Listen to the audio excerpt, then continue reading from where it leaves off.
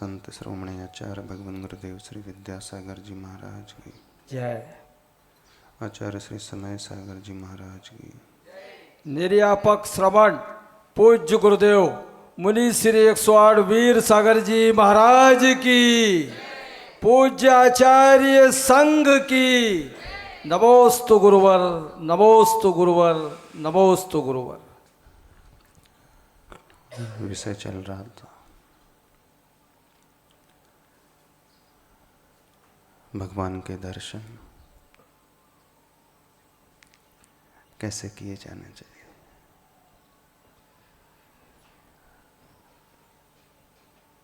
महत्व को समझ करके, इम्पोर्टेंस को समझ करके हमारा समर्पण बढ़ता है। सामने वाला व्यक्ति यदि अपनी कीमत नहीं रखता है तो हम उसके प्रति समर्पित होते ही नहीं कभी,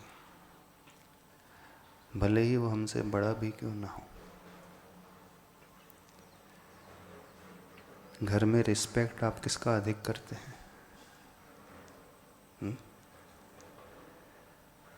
जो क्वालिटी अपने भीतर रखता है। हाँ, उम्र में बड़ा होने से झुक तो जाओगे, लेकिन अंदर जो डिवोशन है उसी व्यक्ति के प्रति आ पाता है जिसके भीतर कुछ होता है।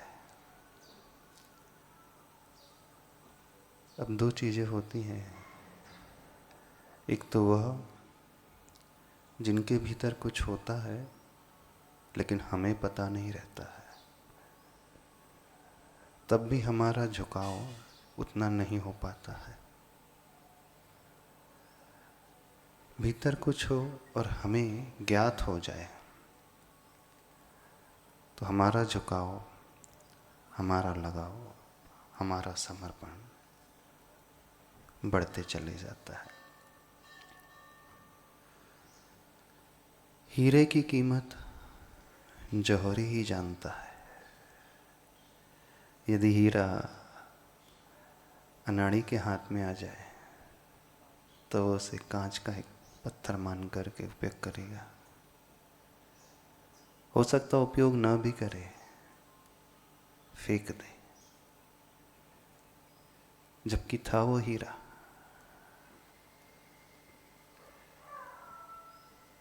तो हीरे को परखने के लिए जौहरी की आवश्यकता होती है। बिना जौहरी बने हम अपने पास करोड़ों का हीरा रखें तो भी हमारी दृष्टि में उस हीरे की कोई वैल्यू नहीं रहेगी।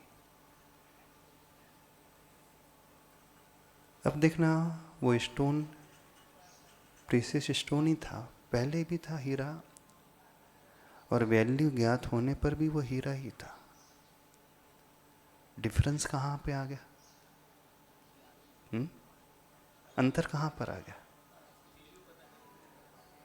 हमें ये ज्ञात नहीं था, इस कारण हमने उसे यूं ही छोड़ दिया। तो दो एंगल होते हैं, एक सामने वाले वैल्यूएबल है, लेकिन हमें भी ज्ञान होना बहुत आवश्यक है। हमारी परख होना बहुत आवश्यक है, वो दृष्टि पैदा करना बहुत आवश्यक है। आपको अपनी वैल्यू पता है?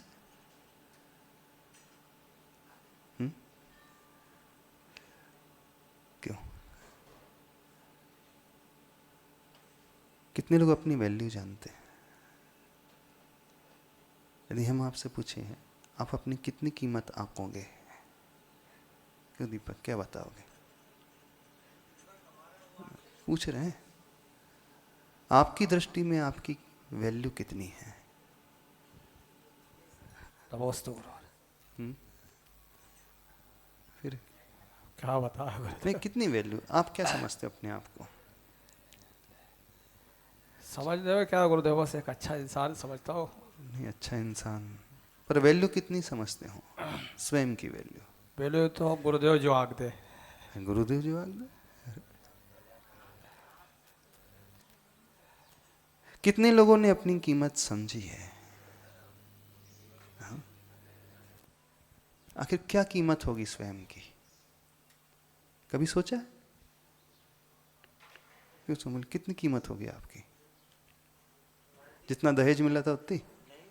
हाँ, मैरिज में जितना दहेज मिला था, ससुराल वालों ने जितना आंका था उतना? 50 लाख 1 करोड़? तो कितनी कीमत?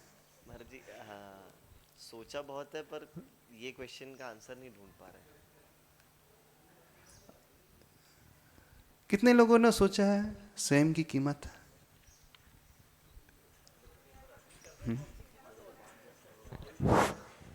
गुरुदेव नमोस्तु इच्छा में गुरुदेव। वैल्यू का इन द सेंस हम यही समझते हैं, हम जितना अर्निंग कर रहे हैं, जितने लोग हमने हम इकट्ठी कर ली वो हमारी वैल्यू है। अच्छा, जितना पैकेज जो उतनी basic- वैल्यू। हाँ, जो प्रैक्टिकल जीवन के अंदर तो वैल्यूबल वही आदमी कैलकुलेट उसी से होता है। नहीं, मटेरियलिस्टिक लाइफ की बात नहीं कर रहा है। अंदर से आप अपने आप को क्या समझते हो? वो तो विचार ही नहीं हुआ, आज पहली बार विचार हो रहा है उस बारे में। दुनिया भी हमारी कीमत तब करती है जब स्वयं हम अपनी कीमत करना जानते हैं। दुनिया उसी का रिस्पेक्ट करती है जो स्वयं का रिस्पेक्ट करता है। दुनिया उसी से प्रेम करती है जो पहले स्वयं से प्रेम करता है। दुनिया उसी को चाहती है जो स्वयं को चाहता है। और विचित्रता देखें, अधिकांश लोग न अपने आप से प्रेम करते हैं, न स्वयं को चाहते हैं। और स्वयं को प्रेम न करने का कारण जानते हैं क्या? इसलिए व्यक्ति स्वयं से प्रेम नहीं करता है क्योंकि वह अपनी कीमत स्वयं नहीं समझता। साइकोलॉजी है, हम उसे ही चाहते हैं जिसकी कीमत हम समझते हैं। आप अपने बेटे को क्यों चाहते हो? चलो, इन सब की संतान है, उन्हें क्यों चाहते हैं? कारण तो होगा। पड़ोसी के बच्चे को नहीं चाहते आप। चाहते होंगे तो बस वो तो फॉर्मेलिटी जैसा थोड़ा बहुत। अपनी बेटी को भी क्यों चाहते हो? हाँ, हमारा खून है इस कारण। मोह है, मोह के कारण चाहते हो। मोह तो इंटरनल रीजन हो गया, लेकिन बाहर में उनमें क्या देखते हो? कुछ तो देखते होंगे।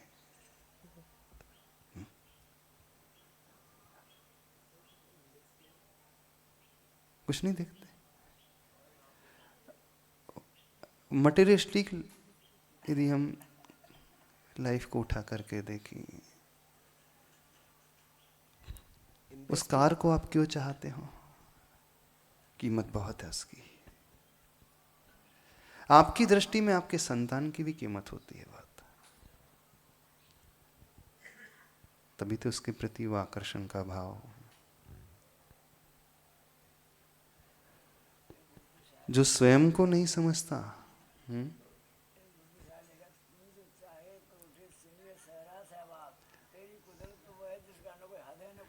हाँ, तू जो चाहे तो उठे सीनियर सहरा सहभाव। तेरी कुदरत तो वो है जिसका ना कोई हद है ना कोई जवाब।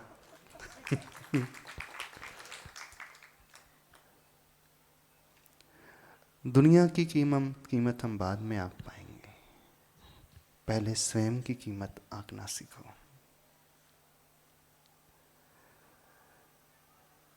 जो स्वयं की कीमत नहीं आंक सकता वो क्या दुनिया की कीमत आंकेगा? जो स्वयं से प्रेम नहीं करता वो क्या दुनिया से प्रेम करेगा? स्वयं पर विश्वास पहले, दूसरों पर विश्वास बाद में। क्या आपको लगता है आपका एग्जिस्टेंस है, आपकी सोल का एग्जिस्टेंस है, आपकी आत्मा अस्तित्व रखती है? लगता है? जो स्वयं के अस्तित्व को नहीं पहचान पा रहा है, उस पर विश्वास नहीं कर पा रहा है, वो भगवान के अस्तित्व को कैसे पहचानेगा, उस पर विश्वास कैसे कर लेगा? आप भले ही मंदिर जाते हो, भगवान के चरणों में झुक भी जाते होंगे, लेकिन हम नहीं कह सकते कि आपका अंदर से विश्वास है भी कि नहीं। कई लोगों के मन में डाउट्स आने लगते हैं, क्या पता है भी कि नहीं है। अब जैन कुल में पैदा तो हो गए हैं, माता पिता ने संस्कार डाल दिए हैं, दादा दादी ने सिखाया है जन्म से ही, रोज मंदिर जाना है, चावल चढ़ाना है, भगवान को नमस्कार करना है, प्रणाम करके आ जाना है, चंदन लगा करके आ जाना है, व्यक्ति आ जाता है। बाल्यावस्था में उसके मन में कोई प्रश्न नहीं उठते। जैसे जैसा वो ग्रो करने लगता है, थोड़ी सी मैच्योरिटी आने लगती है, इंटेलेक्चुअल होने लगता है, फिर धीरे धीरे उसके माइंड में क्वेश्चंस उठने लगते हैं। क्वेश्चन उठने में कोई परेशानी नहीं है, लेकिन परेशानी वहां से शुरू हो जाती है जब हम संशय पैदा करने लगते हैं, क्या पता है भी कि नहीं। चलो एक प्रश्न आपसे पूछते हैं, सही सही बताना, हृदय पर हाथ रख करके कहना, क्या आपको लगता है भगवान है?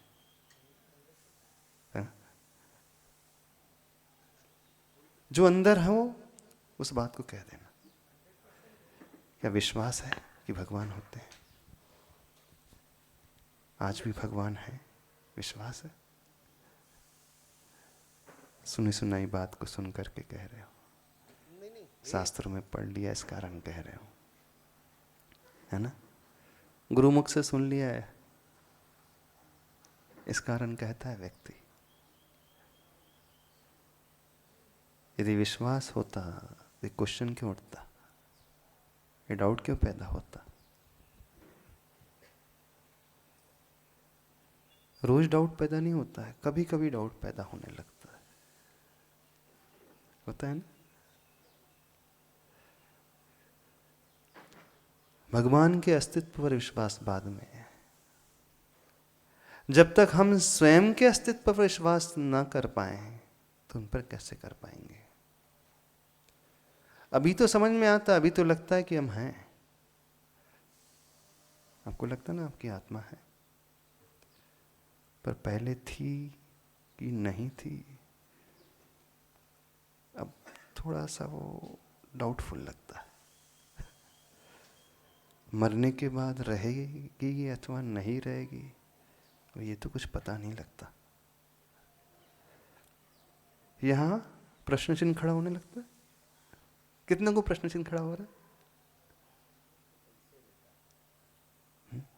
आप इसके पहले थे उमिल? क्या पता, क्वेश्चन मार्क। यदि आप थे नहीं तो कहां से आ गए? क्वेश्चन फिर उठेगा। जब हम यही विश्वास नहीं कर रहे कि हम इसके पहले थे, तो फिर हम ये कैसे विश्वास से कह सकते हैं कि जिन महावीर भगवान को आप मान रहे हो वो अभी भी है?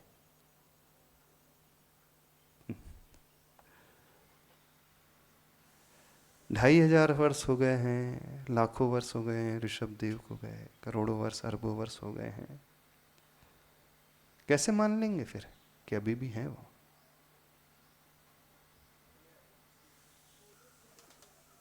कुछ समझ में आ रहा?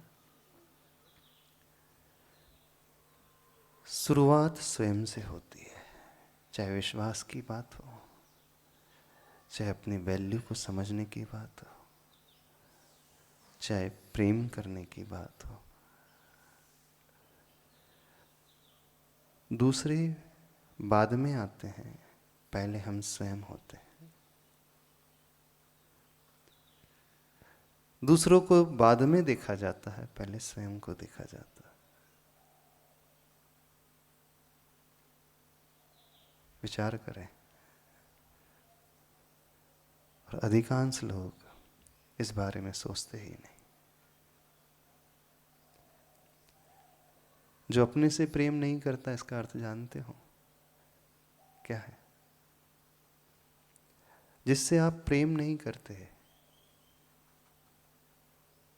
उसे डांटते फटकारते रहते हैं, है ना? जैसे आपका नौकर है घर में, आप नहीं चाहते, जैसा चाहे उससे व्यवहार कर लेते हो। कर लेते कि नहीं? और एक नौकर है जिसे आप चाहते हैं तो उससे अच्छा बिहेव करोगे। आपका व्यवहार अच्छा है, इसका सीधा सा अर्थ क्या है? आप उसे चाह रहे हो। आपका व्यवहार स्वयं से कैसा है?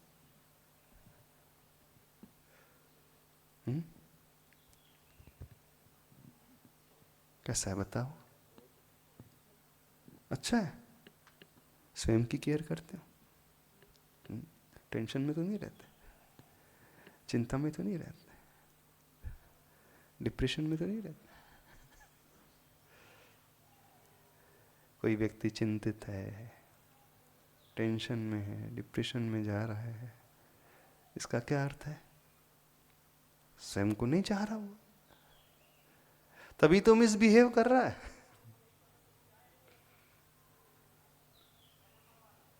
रहस्य पकड़ने की कोशिश कर रहे हैं। हमेशा शुरुआत स्वयं से होती है। कुछ भी करना हो, पहले हम स्वयं, बाद में दूसरे। ये सारी बातें हम इस कारण कह रहे हैं क्योंकि वही व्यक्ति दूसरों को बहुत ऊंचा मान सकता है जो स्वयं ऊंचा होता है।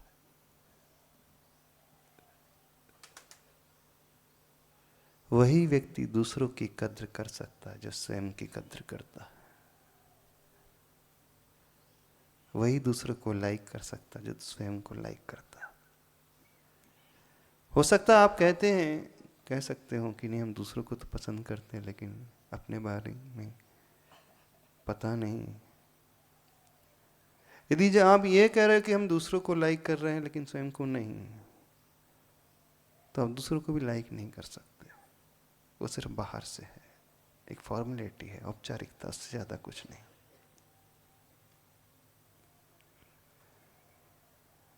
जीवन की शुरुआत स्वयं से होती है।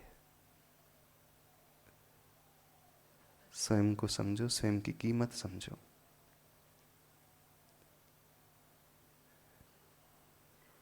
जो स्वयं की कीमत समझता है वो स्वयं को कभी गिरने नहीं देता,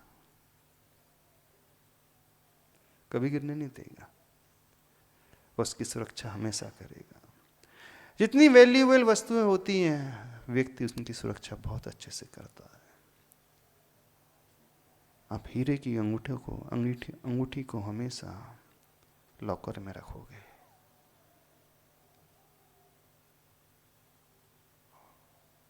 अन्य अंगूठी हो आर्टिफिशियल, हमने नहीं देखा कोई व्यक्ति उसे लॉकर में रखता है। रखता है? नहीं रखता होगा। क्यों? क्योंकि उसे पता है उसकी वैल्यू ज्यादा है ही नहीं। भले ही दिखने में वो अच्छी है, तात्कालिक अच्छी दिख रही है,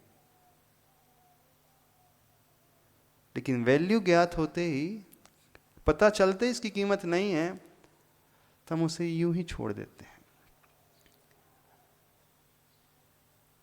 इधर उधर रख के भूल भी जाओगे आप, केयर भी नहीं करोगे। वो गुम जाए तो आपको ज्यादा अंतर नहीं आएगा। क्यों? क्योंकि पता है उसकी ज़्यादा कीमत नहीं है, दूसरी ला सकते हैं। लेकिन हीरे की अंगूठी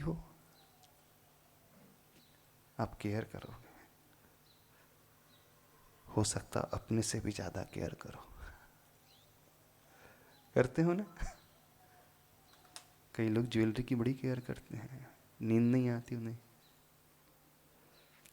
जिस वस्तु के लिए आप अपनी नींद खो रहे हो, इसका सीधा सा अर्थ है आपकी दृष्टि में उसकी कीमत बहुत है, तभी तो आपको नींद नहीं आ रही है। बार बार व्यक्ति चिंता करता है कहीं खो ना जाए। कभी अपनी भी चिंता करते हो, हम खो ना जाए इस दुनिया में, हम भटक ना जाए इस दुनिया में, इसका भी ध्यान रखना हमें। नहीं चिंता हो रही है, ध्यान नहीं रखा जा रहा है, तो कीमत हमने स्वयं अपनी आंकी ही नहीं अभी तक। जो व्यक्ति अपनी कीमत आंक लेगा अच्छे से, वो अपने आप को खोएगा कभी नहीं, भटकने भी नहीं देगा वो, बिल्कुल। वो हमेशा संभाल करके रखेगा। कुछ समझ में आ रहा है हम क्या कह रहे हैं? भगवान की कीमत, कॉल से तो महाराज जी को, भगवान की कीमत तो बाद में आप ना, पहले स्वयं की कीमत आंको। और अपनी कीमत जानते हैं क्या होती है?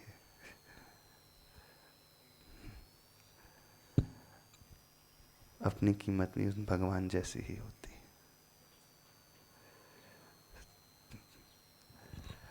अपनी कीमत जो है रुपयों में नहीं आंकी जा सकती, सोने चांदी में नहीं आंकी जा सकती, प्रॉपर्टी में नहीं आंकी जा सकती। जितना आपने जोड़ा है, जितना कमाते हैं, उसमें तो आंकी ही नहीं जा सकती। यदि वो कोई ये कह रहा है कि मैं जितना अर्न कर रहा हूं एन्युअली उतनी ही मेरी कीमत है, तो फिर उसने अपने आप को भी जाना नहीं, समझा नहीं।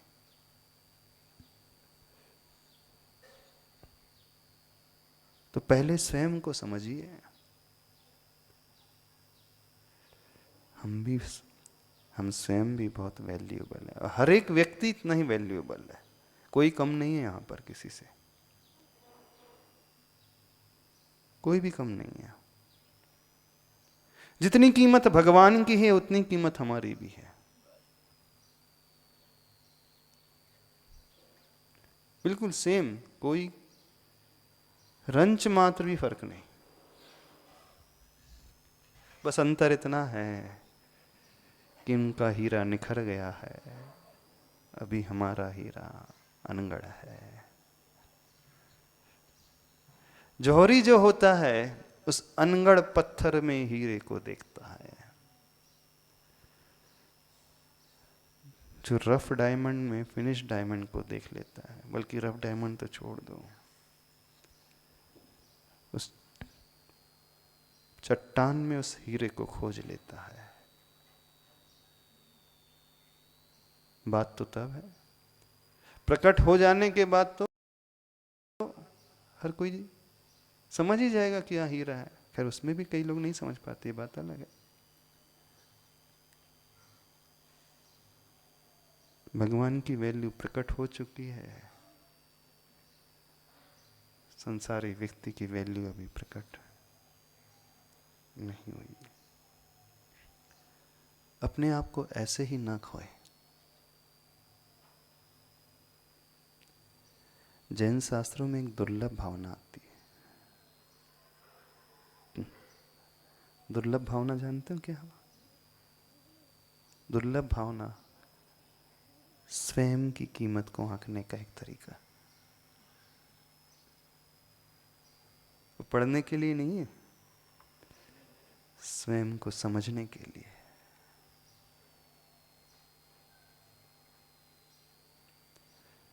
जो इस दुर्लभता को समझ लेगा, अपनी कीमत को समझ लेगा, वही व्यक्ति सही मायने में भगवान की कीमत को भी समझ सकता है।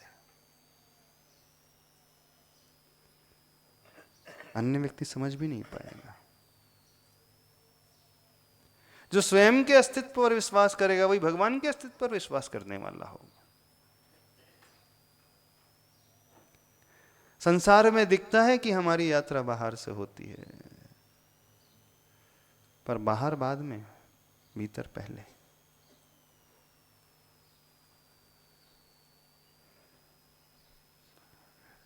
टॉपिक थोड़ा डिफिकल्ट तो नहीं हो रहा है? हाँ? कठिन हो रहा है?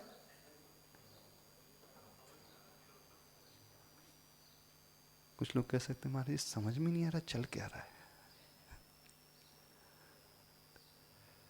थोड़ा इंट्रोस्पेक्शन करने की आवश्यकता है, आत्मविश्लेषण करने की आवश्यकता है। हम यूं ही अपने आप को व्यर्थ गंवाते चले जा रहे हैं। उस अनाड़ी अज्ञानी की भांति है जिसके हाथ में हीरा है, लेकिन वो है कि गधे के गले में बांध करके घूम रहा है।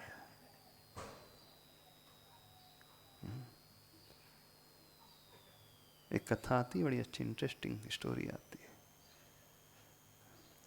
एक बार क्या हुआ, गांव का व्यक्ति था, लकड़ी काटता था, गधे की पीठ पर से ढोता था, जंगल में जाकर के प्रतिदिन लकड़ी काट करके अपना जीवन यापन करता। घने जंगल में एक दिन उसे एक बहुत बड़ा हीरा मिल गया, लेकिन उसे पता तो था नहीं हीरा है। पत्थर जैसा था, पत्थर होगा थोड़ा चमकीला होगा। उसने क्या किया, अपने गले के गधे के गले में उसे बांध दिया। प्रतिदिन उसका ये रूटीन चलता। कई दिन बीत गए। संयोग से एक दिन उसी जंगल में जौहरी आ गया, और जैसे उसकी दृष्टि उस चमकीले पत्थर पे पड़ी, निकट आकर के देखता है, अरे ये तो सामान्य पत्थर नहीं है, बहुत कीमती हीरा है। उस व्यक्ति से पूछ लेता है, बोले क्या बांध करके रखा है? ऐसी जंगल में मिल गया था पत्थर, मैंने बांध दिया। तो पूछता, बोला बेचोगे इसे? अब जैसे ही उसने सुना कि बेचोगे, तुरंत उसका माइंड क्लिक किया, हो ना हो ये तो कीमती पत्थर लगता है, तभी तो एक सामने वाला व्यक्ति खरीद रहा है। थोड़ा सा मन में भाव आया है, इतने वर्ष हो गए लकड़ी काटते काटते, गरीबी में जीवन बिताते बिताते, क्यों ना इतना पैसा मांग लूं ताकि मेरी गरीबी दूर हो जाए। उसने कहा हाँ बेच तो दूंगा, लेकिन 1 लाख रुपए लूंगा। वो जौहरी से पूछता, कितने वर्षों से इसके गले में बंधा है? बोले 10 वर्ष हो गए। बोले 1 लाख? 10 साल से बोले ऐसे ही बंधा? बोले हाँ। उसके मन में थोड़ा लालच आ गया। बोले 1 लाख तो ज्यादा है। तो गांव का व्यक्ति बोले ठीक है, मैं तुम्हें 5,000 दे दूंगा। बोला नहीं, 5,000 में तो मैं बेचूंगा नहीं। जौहरी थोड़ा थोड़ा बनिया था, 10 साल से ऐसी लटका है गले में, घूम फिर करके शाम तक मैं ले लूँगा।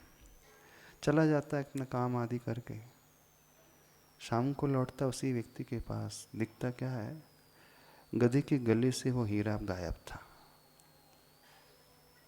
वो पूछता है, अरे कहाँ गया वो पत्थर? बोले आप चले गए और थोड़ी देर बाद एक दूसरा व्यक्ति आया, उसने भी इस पत्थर को मांगा। मैंने उससे 1 लाख रुपए कहा, तो उसने शहर से 1 लाख रुपए दे दिया और लेकर चला गया। तो जौहरी कहता है, अरे बेवकूफ, वो 10 करोड़ का हीरा था, तुमने 1 लाख में दे दिया। बोला मैं तो बेवकूफ था, मुझे पता नहीं थी कीमत उसकी, इस कारण मैंने 1 लाख में दिया। लेकिन तुम तो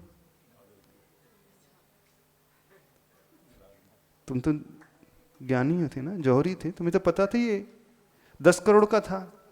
तो बेवकूफ मैं कि बेवकूफ तुम? मैं तो उसे सामान्य पत्थर मान करके चल रहा था, मेरी दृष्टि में तो उसकी कीमत 1000 रुपये से ज़्यादा थी नहीं, फिर भी मैंने लालच में आकर 1 लाख बोल दिया, उसने 1 लाख दे दिया। मैं तो आज बहुत खुश हूं कि मुझे 1 लाख मिल गया, और तुमने थोड़े से लालच में आकर के 10 करोड़ के पत्थर को छोड़ दिया। कुछ समझ में आ रहा है? कैसे बेवकूफ हो? कितनी कीमत है?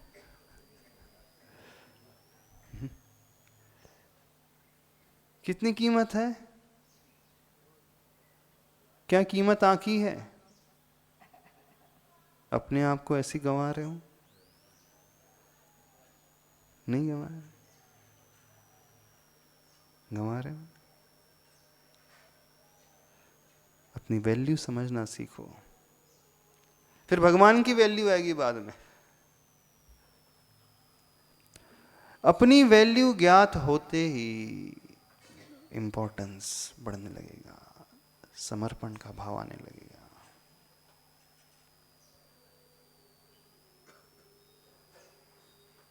कीमत ज्ञात होते ही फिर हम उसके अनुरूप पाने की कोशिश भी करेंगे। अभी ना तो भगवान की कीमत समझ पा रहे हो, न स्वयं की कीमत समझ पा रहे हो।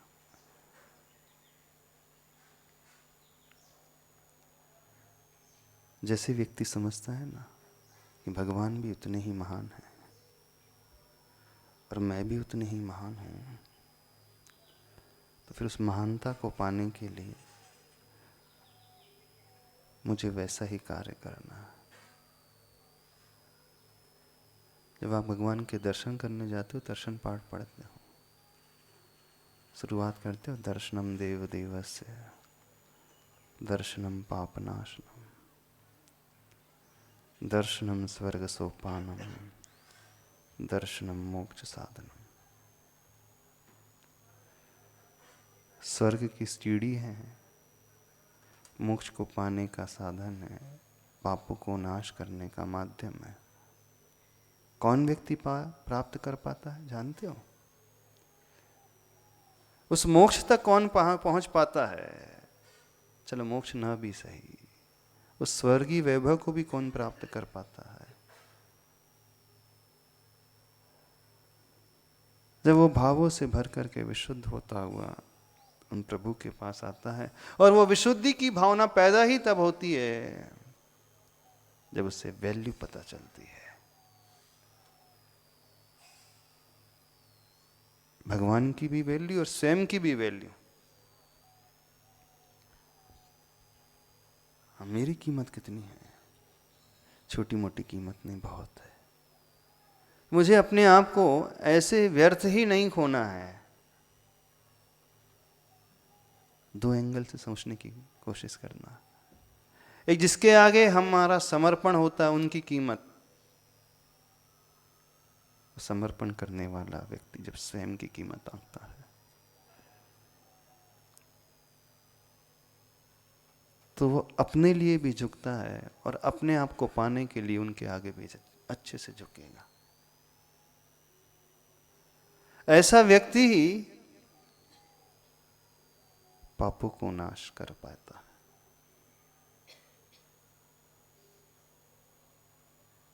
लिखा है उसमें दर्शनम पाप नाशनम। कैसे पापों का नाश हो जाता? क्या इन आंखों से देख लिया हो जाएगा? रहस्य पकड़ने की कोशिश करें, कारण को जानने की कोशिश करें। हम जब तक वह नहीं समझेंगे, सारी हमारी एक्टिविटी ऊपर ऊपर की होकर के रह जाएगी। बिल्कुल कुछ भी नहीं प्राप्त कर पाएंगे। ये रहस्य ज्ञात होते ही फिर देखना अंदर का झुकाव अलग ही प्रकार का होगा,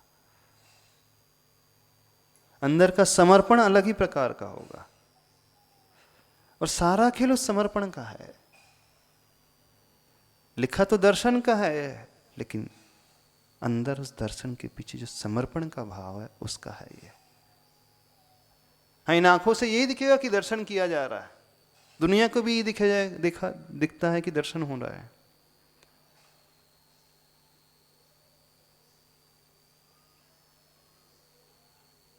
नमोकार मंत्र में चमत्कार है, क्यों है? मानते हो? इसी नमोकार मंत्र में चमत्कार होता उतना तो आप तो रोज पढ़ते हो, चमत्कार क्यों नहीं घटित हो रहा आपकी लाइफ में?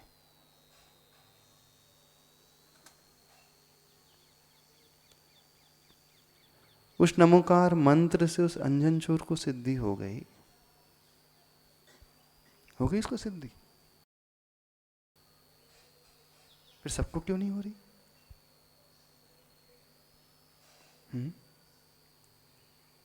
क्यों नहीं हो रही?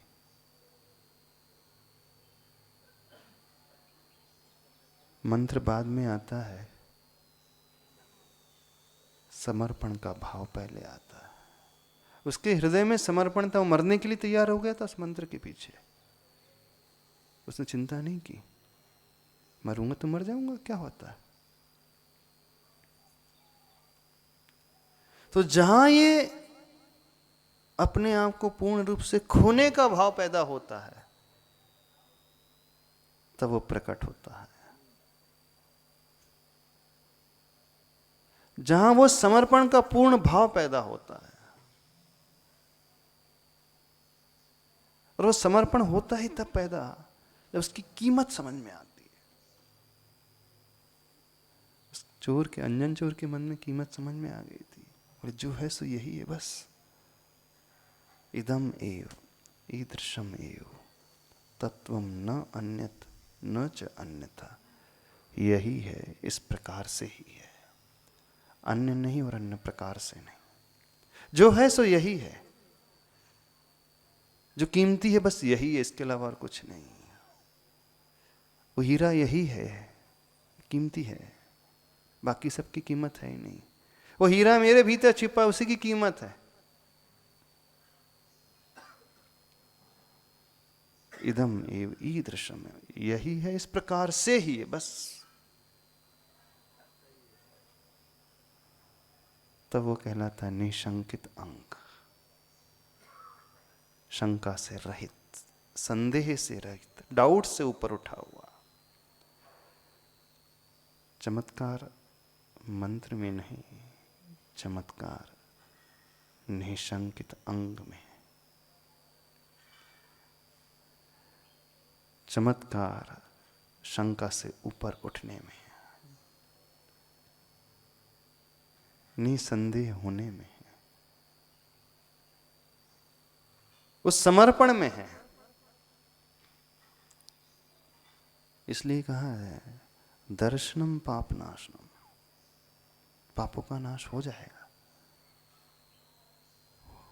लेकिन होगा उसका जो समर्पित होना जानेगा।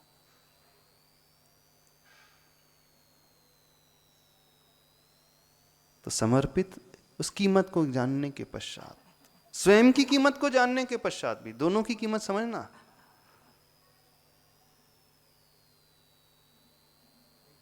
थोड़ा सा कठिन तो नहीं लग रहा है?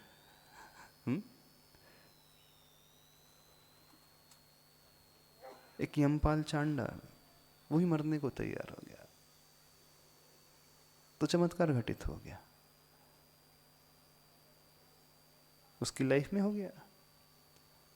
उदाहरण उठाइए आप शास्त्रों में, सोमा सती नाक का हार बन गया, हाथ डाला जो हो, यही जो कुछ है यही है बस, इसके अलावा कुछ नहीं। कुछ समझ में आ रहा नहीं? क्या समझ में आ रहा है? हाँ बोलो, क्या बोल रहे? हाँ हाँ माइक में बोल लो, वो माइक पकड़े, कॉर्डलेस चालू है। हाँ देखिए, विचार करना अपने में। हाँ अनुभव चिंता मणिरत्न, अनुभव चिंता मणिरत्न, अनुभव है रसकूप, अनुभव मार्ग मोक्ष को, अनुभव मोक्ष स्वरूप। अनुभव मार्ग मोक्ष को मंदिर तोड़ो मस्जिद फोड़ो, इसमें क्या मजा का है? बंदे दिल किसी का मत तोड़ो, ये घर खास खुदा का है। अपनी कीमत को समझे।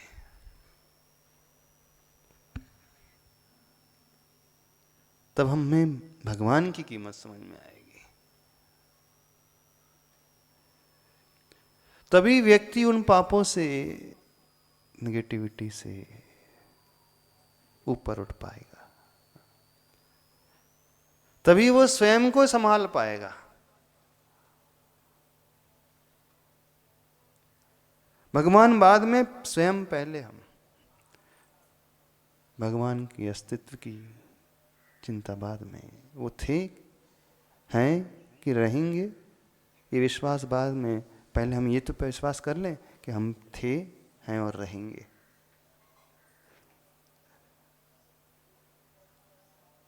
हम थे, हम हैं, हम रहेंगे।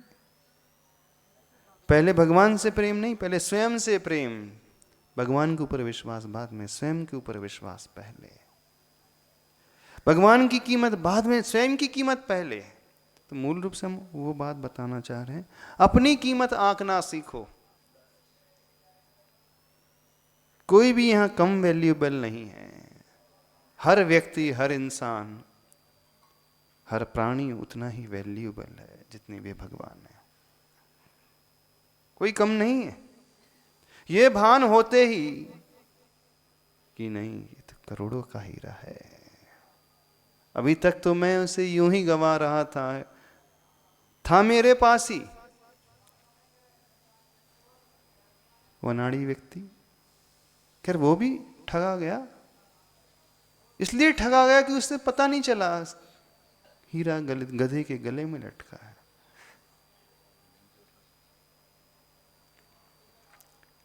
आज सारी दुनिया ठग रही है, स्वयं को, अपने आप को ठग रही है।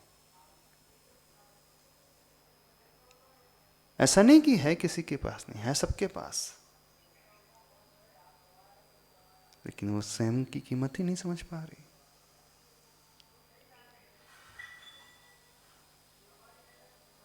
हाँ, ये फिनिश डायमंड है, अब हम अनगढ़ पत्थर हैं, बस अंतर इतना ही है।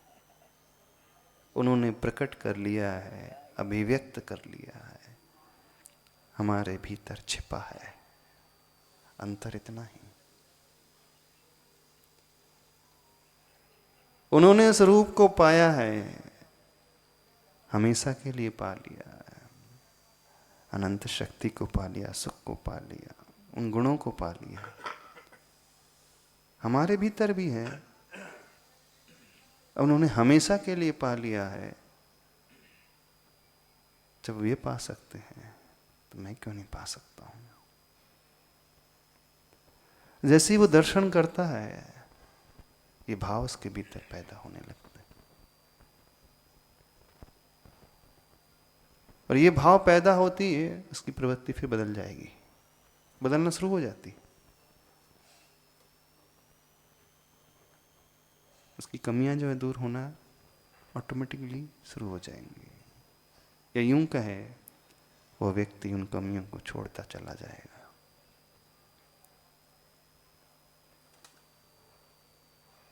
आखिर मैं हूं क्या और कर क्या रहा हूं?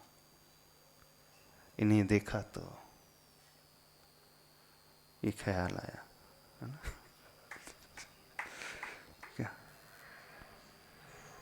एक गाना है ना, तुमको देखा तो, कौन सा दीपक, क्या लाइन है उसकी? सुमित तुम्हें बता दो। तुमको देखा तो एक ख्याल आया। हाँ, उसके बाद क्या है? महाराज जी उसके बाद याद नहीं आ रहा मुझे अभी। हाँ, जिंदगी धूप तो घना छाया, समथिंग ऐसा है। जिंदगी धूप तुम घना छाया, तुमको देखा तो ये ख्याल आया। हाँ, तो भगवान को देख करके क्या ख्याल आता है? वही भाव है उसमें। जिंदगी अर्थात जो हम जी रहे हैं, जिंदगी धूप तुम घना छाया। आप किसके लिए गाते हो सोमिल? अभी तक तो जरूरत नहीं पड़ी। भले वो शब्दों में ना कहे, भावों में तो ला ही सकता है, लाता है, और हर इंसान लाता है।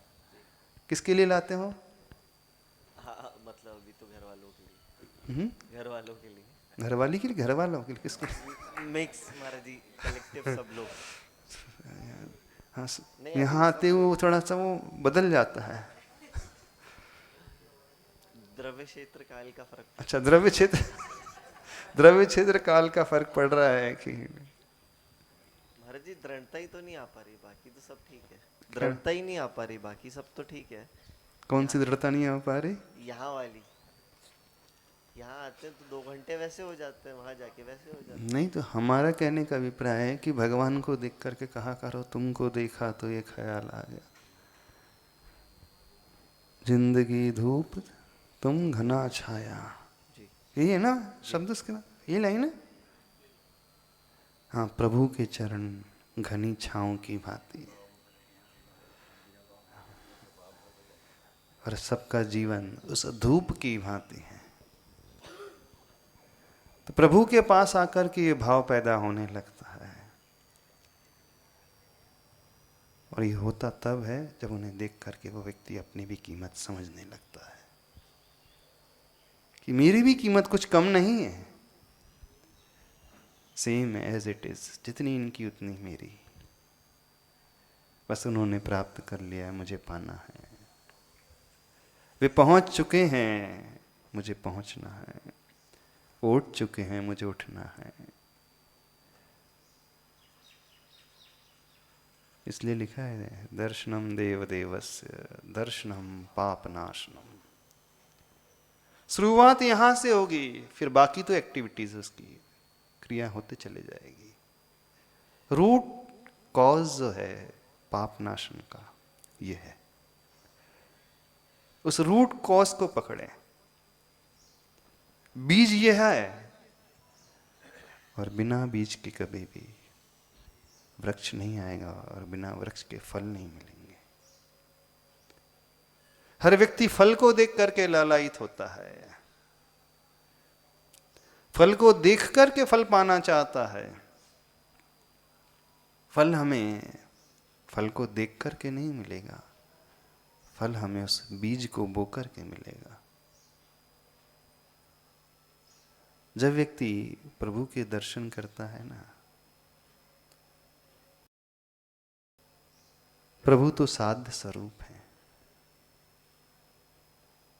उस साध्य को देख करके तो दृष्टि साधना की ओर लाता है।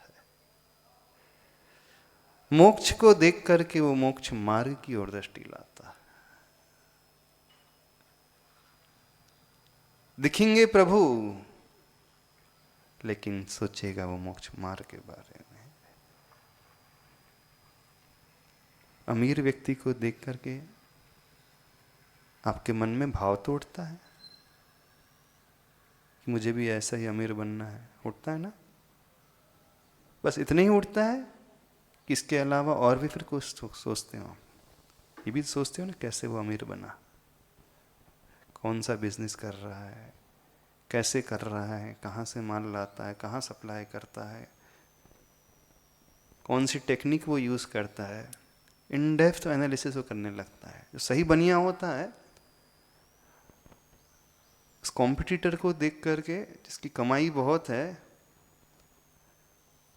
कमाई देख करके वो अकेले रुक नहीं जाता, उसका एनालिसिस कहाँ तक चले जाता है,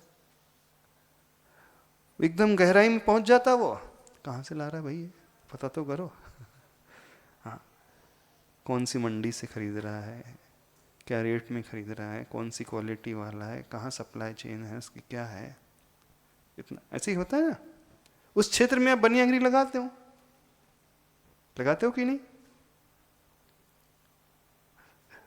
धार्मिक क्षेत्र में भी ऐसे ही है। दर्शन प्रभु के, हाँ दर्शन प्रभु की, फिर उसके उनके गुणों के, फिर कैसे उन्होंने पाया, वो तुरंत उनके ट्रैक रिकॉर्ड को देखने की कोशिश करता है। कौन से रास्ते पे चले वो, क्या उन्होंने किया, कहाँ से खरीदा, कहाँ बेचा, थोड़ा दिमाग लगाएगा वो।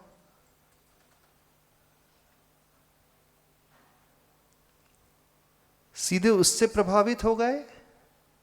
नहीं, प्रभावित तो हुए उससे, उस व्यापारी से, लेकिन साथ में आप कॉन्फिडेंट स्वयं थे कि नहीं, जब वो कर सकता तो मैं क्यों नहीं कर सकता। हम साथ साथ के हैं। वो इतना आगे बढ़ गया, एक समय एक साथ दुकान खोली, एक साथ व्यापार स्टार्ट किया, और एक ही फील्ड में है। ऐसे होता है ना। प्रभु के महत्व को, प्रभु की वैल्यू को समझ करके वो अपनी वैल्यू भी आंकने लगता है। अभी तक हम जौहरी नहीं बन पा रहे हैं, उस अनाड़ी व्यक्ति की भांति हैं, उस हीरे को गले में लटका करके घूम रहे हैं। किसके गले में? किसके गले में? गधे के कि स्वयं के गले में? हाँ, उस हीरे को गले में लटका करके घूम रहे हैं। काश कोई जौहरी मिल जाए, वो बता दे ये अनगढ़ पत्थर सामान्य नहीं, बहुत कीमती है। तो भगवान बस वही है, भगवान बिल्कुल वैसे ही है। तो सारा खेल शुरू होता है, अब देखना मेन पॉइंट है, उस ज्ञान से है कि कीमती पत्थर है। बस अब ये पता चलते ही सब कुछ बदल जाएगा। ये ज्ञात होते कि हम भी बहुत कीमती हैं, अब सब कुछ बदल जाएगा। अभी तक वर्षों से ज्ञात ही नहीं था, इस कारण सब व्यक्ति डूबे हुए थे, सब डूबे हुए थे। अब ज्ञात हो गया, छोटी मोटी चीज नहीं, बहुत कीमती है। तो ये हुआ उसका रूट, ये हुआ उसका बीज। बस इस बीज को पकड़ने की कोशिश करें, इसे समझने की कोशिश करें, अपनी वैल्यू को समझें, अपनी कीमत आंकने की कोशिश करें। जब तक उस व्यक्ति को नहीं पता था कीमती था, तो 10 साल से घूम ही रहा था। वो जिंदगी निकाल दी लोगों ने, सब करते करते। मंदिर में जाते जाते भी जिंदगी निकाल दी, दर्शन करते करते। एक तो ढंग से भगवान की वैल्यू नहीं समझी, कदाचित उनकी वैल्यू थोड़ी समझी भी तो स्वयं की वैल्यू नहीं समझ पाया, वो स्वयं की कीमत को नहीं आंक पाया। तो आंक लोगे अपनी कीमत कितनी है राहुल? जितने कमाई कर रहे हो उतनी है। रोज दुकान में जा रहे हैं, गल्ला कर रहे हैं, खरीदी कर रहे हैं, उतनी है। सीजन शुरू हो गया, बोले महाराज जी वो फसल आने लगी है, सोयाबीन आने लगा कट के, तो खरीदी करना है, इतनी कीमत है? नहीं, इतनी सस्ती नहीं है अपनी कीमत। हर एक व्यक्ति है बहुत वैल्यूएबल है, और उतनी ही वैल्यू जितनी प्रभु की वैल्यू, कोई कम नहीं, कोई छोटा नहीं। बस ऐसी दृष्टि से फिर दर्शन जब होते हैं ना, तो वह दर्शन पाप का नाश का कारण बन जाता है। वही दर्शन स्वर्ग की सीढ़ियां, स्वर्ग का सोपान, वही दर्शन मोक्ष का साधन बन जाता है। इसलिए लिखा है दर्शन पाठ की शुरुआत में, दर्शनम देव देवस्य दर्शनम पापनाशनम, दर्शनम स्वर्ग सोपानम, दर्शनम मोक्ष साधनम। ठीक है, समझ में आ गया? तो अब मोक्ष मिल जाएगा ना, पाप का नाश हो जाएगा। बस शुरुआत यहां से करें। समय हो गया, इतनी रखते हैं। बोले देवादिदेव श्री पार्श्वनाथ भगवान की।